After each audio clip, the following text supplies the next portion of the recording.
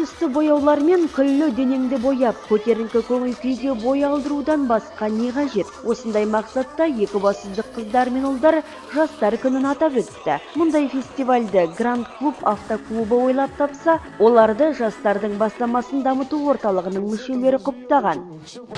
Біздің қаламызда кең көлемде мұндай шара өтіп көрген жоқ. Бізге осы өткізу туралы ұсыныс түскенде біз бірден құптадық, және бүгін жастарға ол қаншалық ұнайтындығын байқайтын боламыз.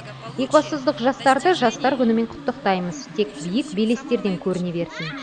Әйгілі хиттар мен түрлі қызықты байқаулар осы күні жиналғандардың көңілін баурады. Мерекенің шырайын Павлодардан арнайы ат терлетіп келген алып адам жандандыра түсті.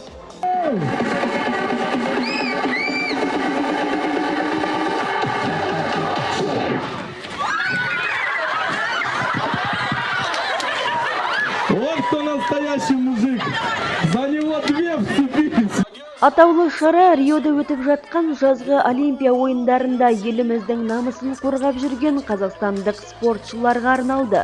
Ал енді медальдерге келер болсақ, чемпиондар мен жүлдегерлердің есімі бүкіл Қазақстанға белгілі. Олар Ниджат Рахимов, Дмитрий Баландин, Елдос Сметов және басқалар. Фестивальдің жүргізушілері жастарды осылайша салауатты өмір салтын ұстануға, жалпы Қазақстанның атын әлемге әйгілі етуге бар ықыластарын төгуге шақырды.